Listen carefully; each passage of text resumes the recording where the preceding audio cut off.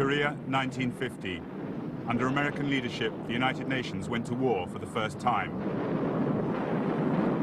What began as a conflict between rival regimes, North and South, turned into a confrontation between East and West, threatening to escalate into a Third World War. The Allied forces became embroiled in a war unlike any they'd known. Yet for the Americans, it served as a military rehearsal for one they would come to know only too well in Vietnam.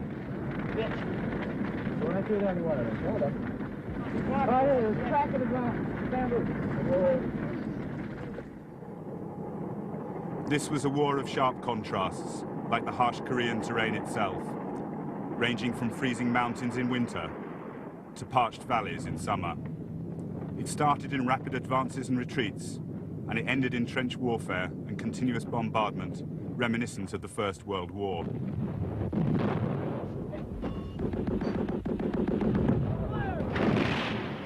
The UN forces relied on superior weaponry to limit their losses, pounding the lightly armed communist soldiers who sacrificed thousands, attacking in human waves.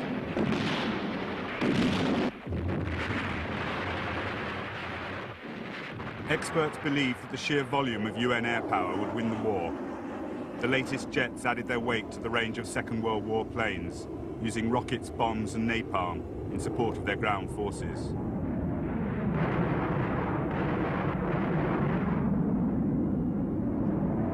Yet even the massive American bombing campaign that systematically pulverized northern cities was instrumental only in grinding the war to its final bitter stalemate, devastating the country in the process.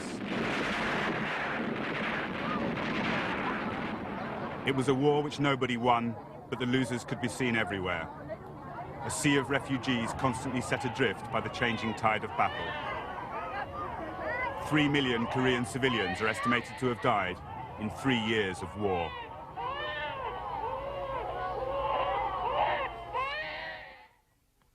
Korea was no stranger to war. Common borders with China, Russia, and proximity to Japan had made it the focus of 3 wars in 60 years, ending in its forcible colonization by Japan in 1910. Yet it was the Allied decision of 1945, splitting the country along the 38th parallel, with Russia and America each occupying half, that led to the Korean War, and has left it today with rival governments in Pyongyang and Seoul, holding sway over 2 very different Korean societies. The Soviet Union declared war on the Japanese armies occupying Manchuria and Korea in August that year.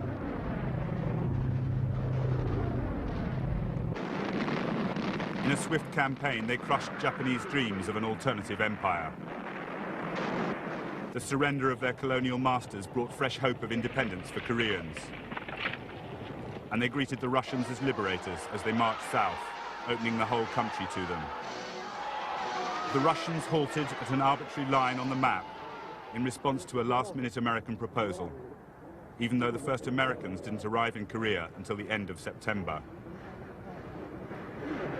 Initial encounters between the 2 armies at the 38th parallel were friendly, but the chill of the Cold War soon reached Korea.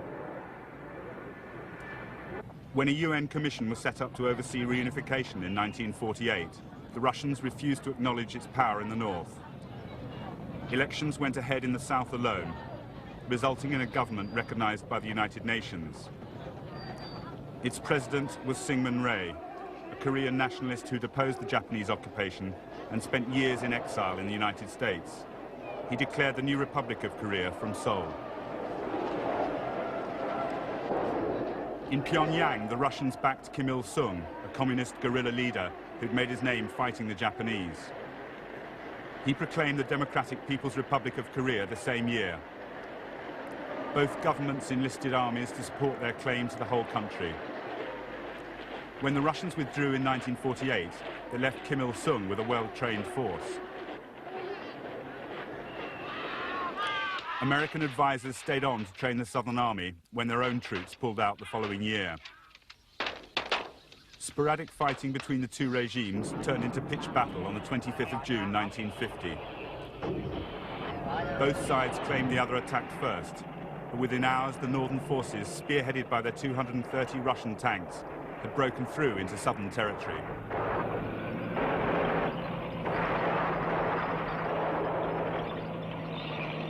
I consider it The United Nations Security Council identified the North as the aggressor. The absence of the Russian delegate boycotting in support of Communist China's claim to a seat left the Americans a clear field, and a second meeting called for military support for the South. Leadership of the UN forces was given to the commander of the American Army of Occupation in Japan, a man who had already become a legend. General Douglas MacArthur was a graduate of West Point, decorated in France in 1917. His brilliant island-hopping campaign in the Pacific in World War II was rewarded by effective governorship of Japan. His appointment as leader of the first UN army in the field seemed vindicated by his decision to land at Incheon. But when he argued for a campaign against the Chinese mainland, President Truman relieved him of command. The United Nations forces included 95,000 South Koreans at the start of the war, who were joined by 300,000 American troops. Although 15 other countries sent military forces, their combined contribution of around 44,000 was dwarfed by the massive American military presence. Opposing them were 135,000 North Korean soldiers. When China entered the war in October 1950, it added 250,000 men to that total, a figure that grew markedly as the war progressed. By the 28th of June, the North T-34 tanks had led them into Seoul itself, having swept through the Ujeongbu Valley with ease. The southern forces had melted before them, and now their ranks were swollen by local guerrillas. In their haste, the Southern Army had blown the bridge across the Han River too soon, trapping some of their own forces, as well as thousands of refugees. The result was a massacre.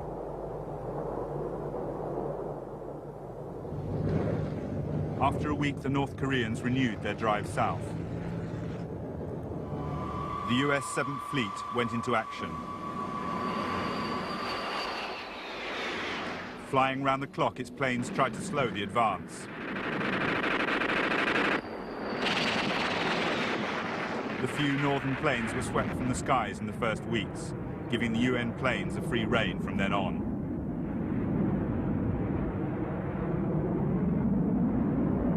On MacArthur's own initiative, the B-29 superfortresses stationed in Japan carried out the first raids on targets north of the 38th parallel.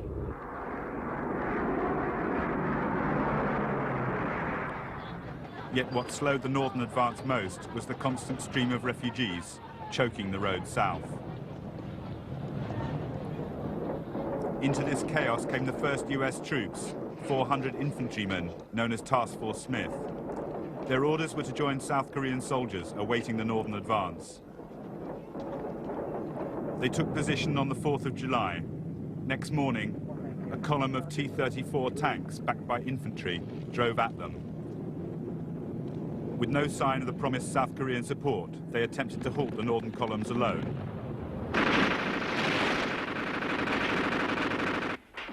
It was a disaster. The tanks went straight through.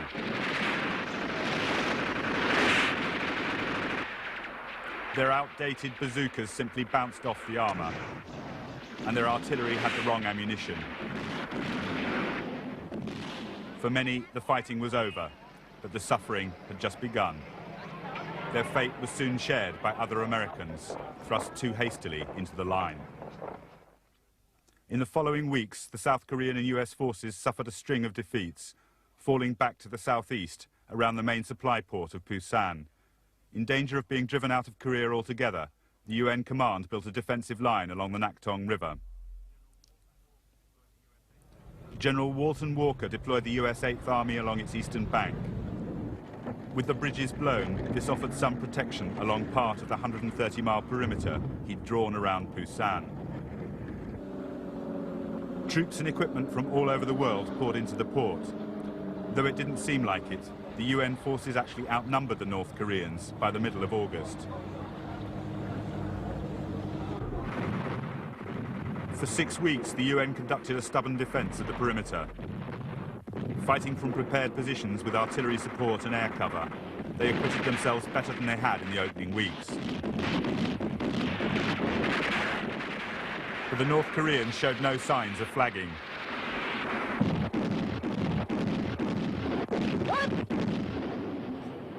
They launched repeated attacks across fordable sections of the Nakhtong, and General Walker kept some of his best troops in reserve to meet any potential breakthrough. When a North Korean attack succeeded in penetrating the perimeter early in August, he called on the 1st Marine Provisional Brigade to counterattack. On arrival in Korea, these elite troops had learnt of the string of early defeats.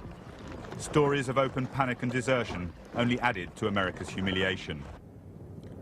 But the Marines had their own way of doing things and fought by their own codes. Virtually self-contained with their own armour, artillery and air corps, they were a highly disciplined and effective fighting force.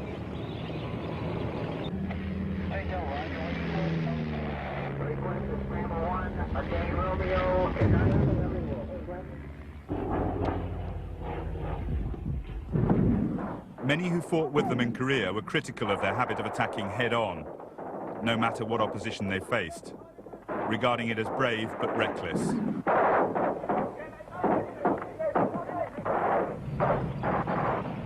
And it was reflected in the high proportion of casualties they suffered. As one witness commented, they went up in columns of companies, and they came back in platoons of stretchers. Yet even here, they continued their tradition of bringing their dead or wounded back from the battlefield, no matter what the cost of retrieving them. And they got results. In 2 days of counterattack, they'd driven the North Koreans back across the Nakhtong. The UN held the perimeter once again.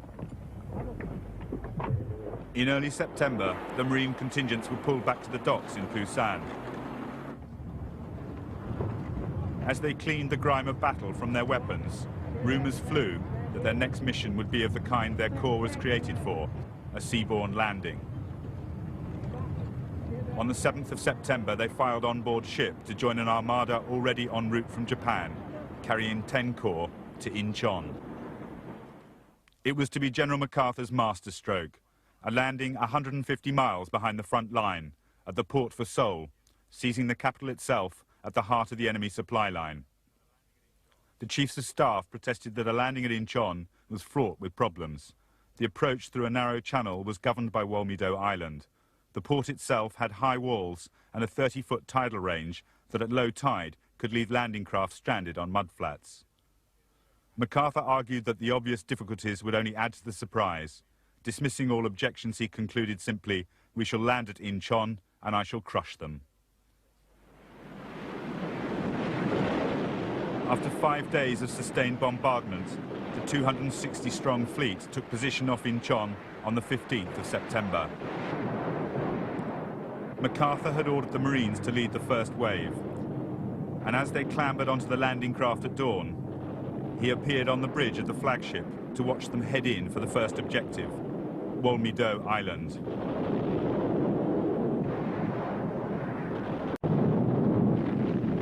Resistance was remarkably light. Within 2 hours, they'd flushed the few defenders from their bunkers and swept the island.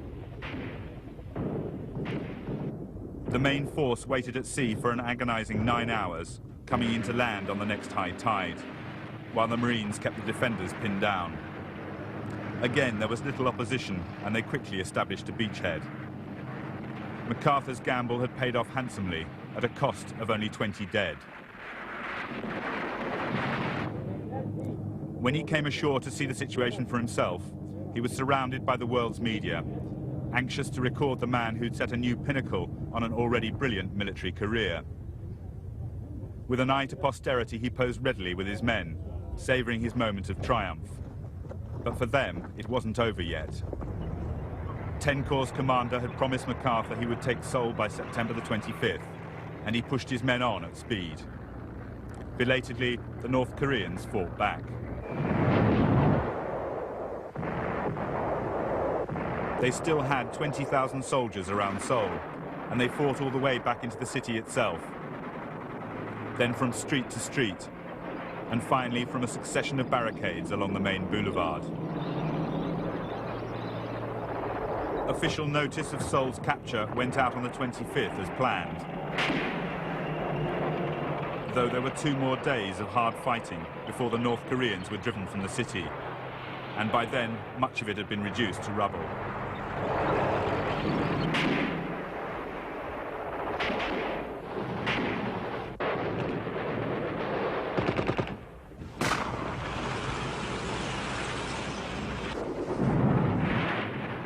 Mass graves revealed that their brief tenure of South Korea had been a savage affair for those they saw as opponents.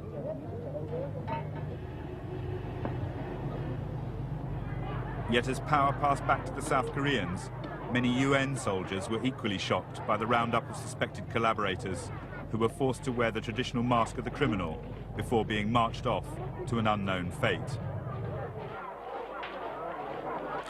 But the official tone was one of celebration. General MacArthur makes a personal visit to Seoul, where he returns the government of the Republic to President Syngman Rhee. With tears in his eyes, the Supreme Commander completes his first assignment under the United Nations banner.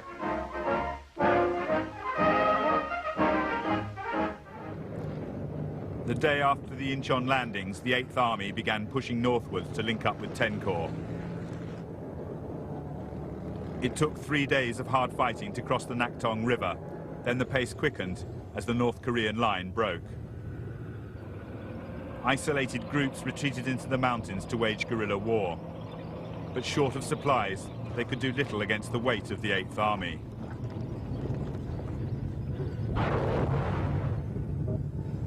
The UN had learnt from its early experience and now possessed 500 medium tanks to lead the advance along the narrow roads. And close air support quickened the pace. During the debacle of July, the lack of coordination had squandered UN air superiority. Now they made it tell.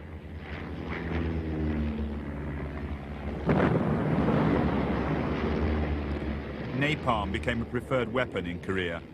Though militarily effective, its widespread use had horrific consequences for civilians.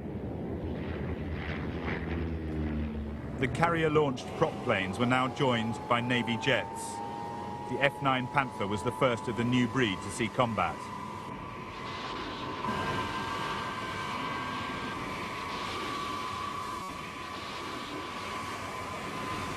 From their floating airfields, they could always keep the fluid front line within range, carrying their enhanced firepower anywhere over the Korean mainland.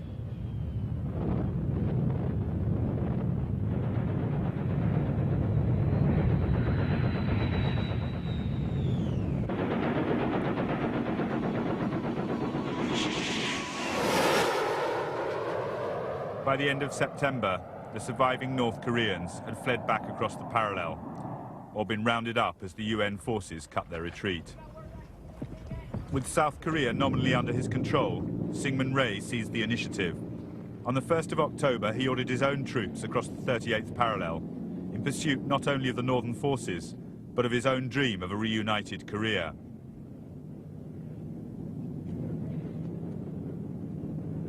A week later, the UN forces followed them. Hours after they crossed, a UN resolution ordered that all appropriate steps be taken to ensure conditions of stability throughout Korea.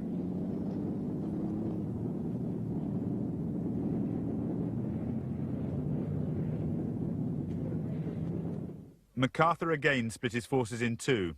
While the 8th Army drove on due north of Seoul towards Pyongyang, he sent 10 Corps round to effect a landing at Wonsan on the east coast, hoping to repeat the success of Incheon. This time it failed.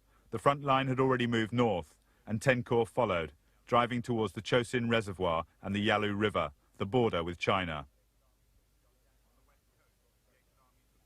On the west coast, the 8th Army took Pyongyang on the 19th of October, the only time the West ever held the communist capital.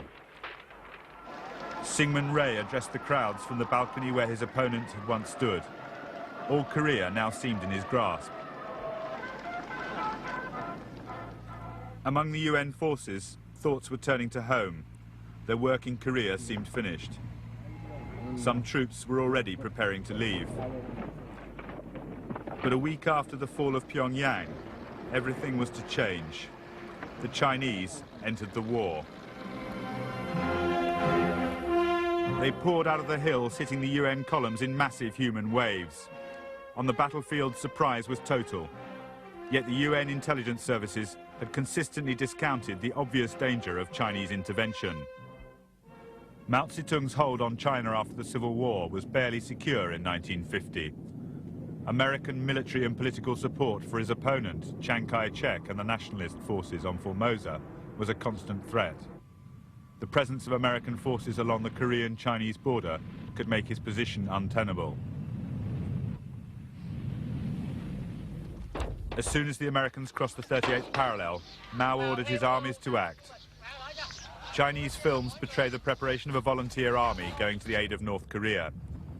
In reality, 200,000 men of the battle-hardened Red Army made their way across the Yalu River into the mountains of North Korea.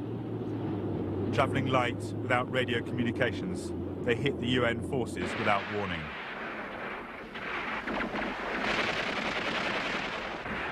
Yet after 2 days, they disengaged, just as suddenly melting back into the mountains.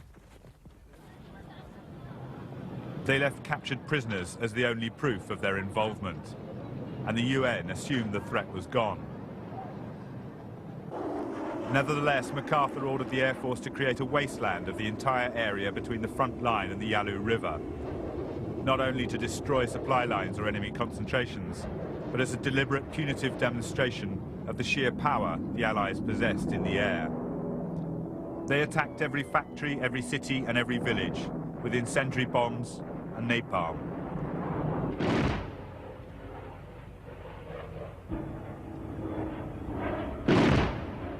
But suddenly they were attacked themselves.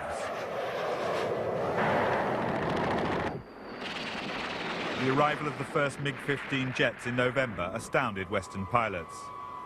That the communists had developed a jet, and one that actually outmaneuvered their own F-80 Shooting Stars in the first jet-powered dogfights, was a profound shock. It was not until the arrival of the F-86 Sabre that they were able to redress the balance in MiG Alley, despite being forbidden to pursue the MiGs to their Chinese bases.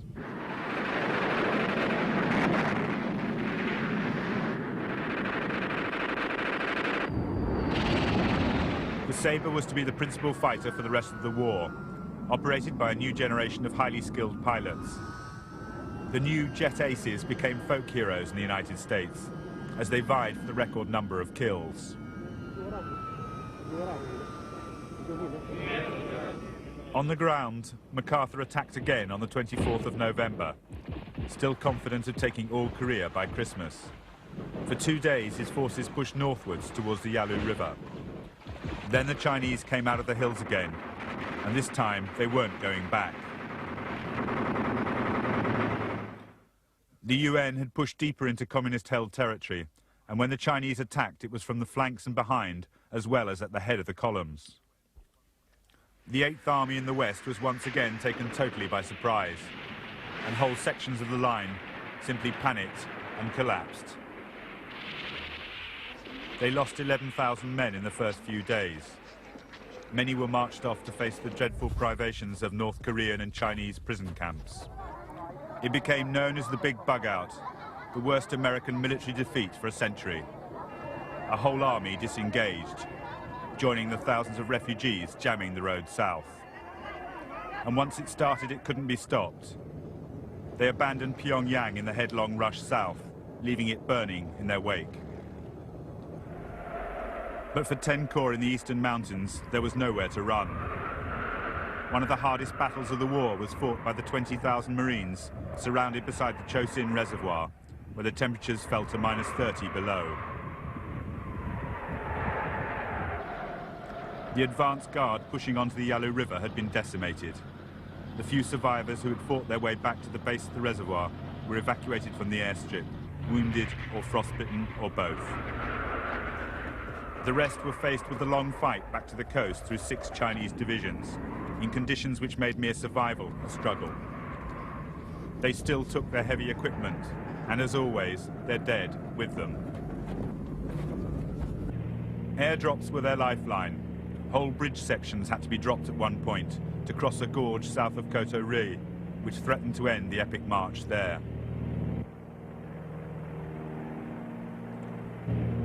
"We're not retreating," said the Marines' commander. "We're advancing in a different direction." That advance continued along 20 miles of mountain road. The Chinese continually worked their way in to harry the column, For them too, the road from Chosin caused incredible suffering. Under constant threat from the air, they couldn't even light fires for fear of bringing down a hail of bombs on their position.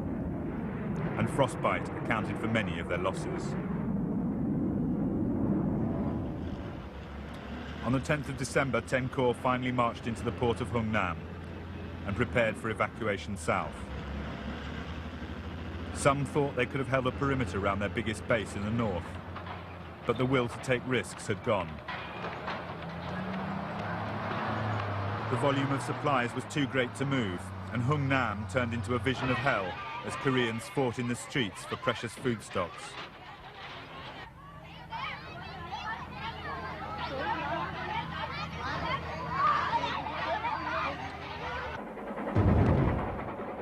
An orgy of destruction followed as engineers destroyed anything of use to the Chinese.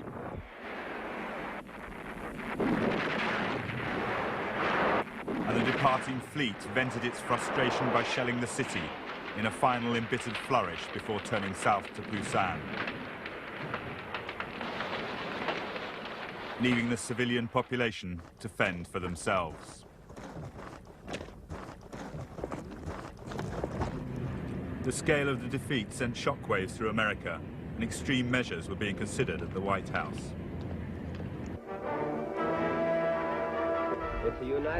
President Truman made it clear that he considered the situation grave enough to warrant a nuclear solution. If aggression is successful in Korea, we can expect it to spread throughout Asia and Europe and to this hemisphere. We are fighting in Korea for our own national security and survival. Britain's Prime Minister Attlee flew to America on behalf of the Allies, seeking assurances against the use of nuclear bombs. And the talk of weapons of mass destruction was toned down. Truman chose another path. On December the 17th, he signed an emergency proclamation putting the economy on a war footing. The massive rearmament drive he launched would continue long after Korea and have a far-reaching impact on American foreign policy from then on. In Korea, General Walton Walker, the stubborn defender of the Busan perimeter, died in a road accident in late December. As his body was returned to the States for burial, his replacement was already en route. General Matthew Ridgway was a paratrooper with a distinguished record in World War II. The grenade and field dressing he wore on his webbing became the personal trademark of this charismatic figure. As he took over the demoralized 8th Army, it was still in retreat. The northern forces swept into Seoul at the end of December, and again the 8th Army couldn't hold them.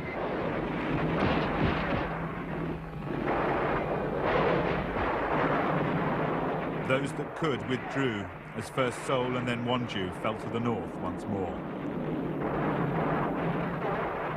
South of Wonju, the 8th Army dug in and finally held the line. Whether through their efforts or because the Chinese supply line had reached its limit, the southward drive stopped. Ridgway now worked a remarkable transformation on his force. Within weeks of his appointment, the attitude among his men had changed. And he changed the tactics too, deciding to maximize the UN's chief advantage, sheer firepower. They called it the meat grinder.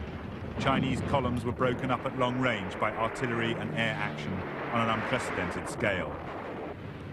And it worked. In January, they began steadily grinding their way north for the second time.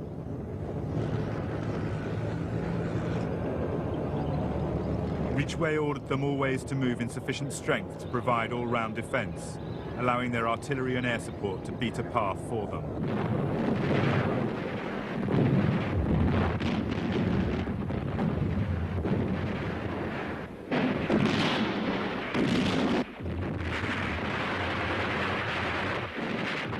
There was to be no repeat of the first headlong dash north, where the narrow road-bound columns had been encircled or infiltrated with ease.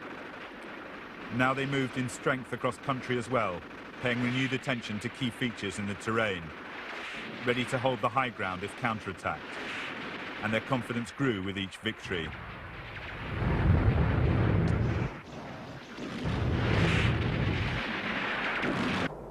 At one point, their advance and the spring thaw revealed the fate of some of their comrades, either ambushed by guerrillas or overtaken by the north in the winter retreat, roped hands and feet, revealed they'd been killed after capture. Just one more atrocity in a particularly savage war. By April, they were across the 38th parallel once again. Seoul had changed hands for the 4th time in 1 year. As they consolidated their hold on the south, a political and military debate broke out over the next objective. Faced with the rising cost in UN lives, President Truman decided that widening the war would be unsustainable politically, and he limited the UN to a defense of the South. But MacArthur did not agree. From his headquarters in Japan, he was publicly critical of the concept of a limited war. He'd already submitted a long list of nuclear targets on both sides of the Korean-Chinese border. And in early April, he called for all-out war on China, using the nationalist armies from Formosa. By the 11th of April, Truman had had enough. I believe that we must try to limit the war to Korea. A number of events have made it evident that General MacArthur did not agree with that policy.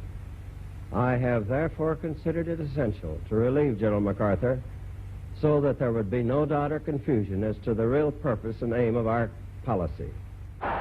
It created a political storm in America. General MacArthur came home to a hero's welcome after 13 years in the Far East. For many Americans, the victor of the Pacific and mastermind of Incheon could do no wrong. There was strong support for the stance which he outlined once more to a joint session of Congress before taking his final emotional farewell. I now close my military career and just fade away. An old soldier who tried to do his duty as God gave him the light to see that duty. Goodbye.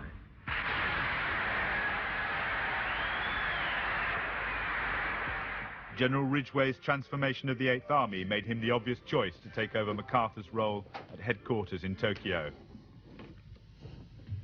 The day his own replacement, General Van Fleet, took command in the field, the full force of a Chinese counterattack fell on the 600 men of the British Gloucester Regiment. They stood their ground on the Imjin River for 4 days, by which time only 50 men had escaped death or capture. They held an entire army long enough for the Allies to reform and repulse the attack. Ridgway's meat grinder advance and the defeat of the Chinese offensives left the front line near the 38th parallel, and both sides agreed to negotiate, following a Russian initiative. On the 10th of July 1951, a UN team flew to the ancient Korean capital of Kaesong to begin negotiations with representatives of both the North Korean and Chinese forces. Both sides now needed and wanted a ceasefire. Hopes of peace were high, and at first it seemed tantalizingly close. But there would be frequent breakdowns. The talking and the fighting dragged on at enormous cost in lives for over 2 more years. At the front it was stalemate. Both sides had dug in, and the only aim was to bludgeon a response from the opposite negotiating team.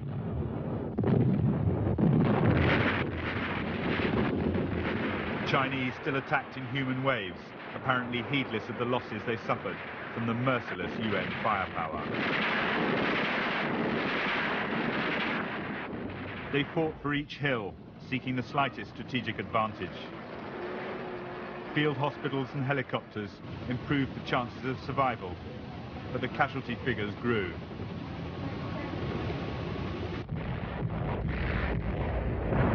Previously unknown and unremarkable hills became infamous over the next 2 years, as battles raged over their pitted slopes.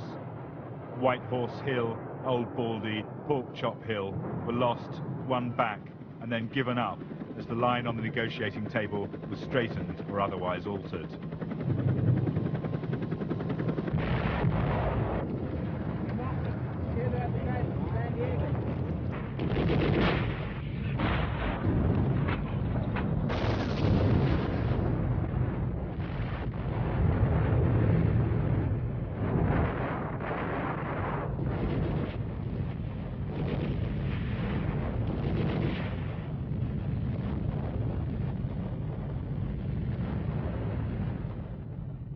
The talks had moved to Panmunjom, where the latest stumbling block was the repatriation of prisoners of war. The UN claimed that many of the Chinese wanted to join the nationalists on Formosa. The Chinese argued that they should all be returned, and a propaganda battle ensued. Within the camps, communist and anti-communist groups organized and intimidated each other. When communist prisoners took control of Kojido prison camp, tanks and flamethrowers were called in to retake it.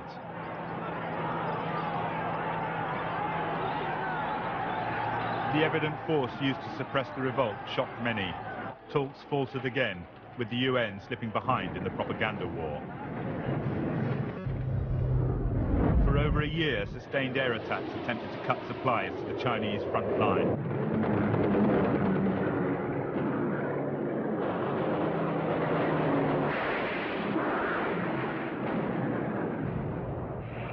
Three-quarters of the Air Force and all the carrier planes were dedicated to Operation Strangle. Yet it still failed to stop all movement of supplies. Northern labour gangs constantly repaired and replaced road and rail links, almost as fast as they were hit. And though they flattened whole cities, the communists simply moved their factories underground, where they continued to turn out the weapons required at the front.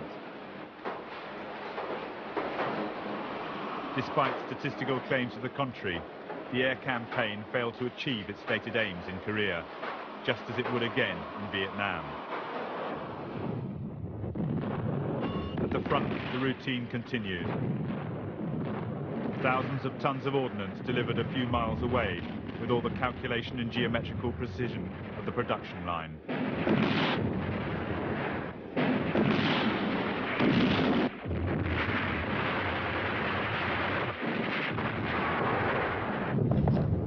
The exchange of sick and wounded prisoners in March 1953 was the first movement towards a ceasefire. With the UN as a belligerent, a commission of neutral nations was required to oversee the peace process. Finally, on the 27th of July 1953, General William Harrison led the UN delegation into Panmunjom. Without a word or a sign to each other, he and the North Korean General Nam Il signed the armistice agreement. There was no South Korean signature on the document, as Syngman Rhee still refused to accept the existence of the dividing line in Korea, which after 3 years and millions of lives had come to rest almost where it started, near the 38th parallel. Today, the two sides still watch each other warily across the same blood-soaked strip of land that separates the two Koreas.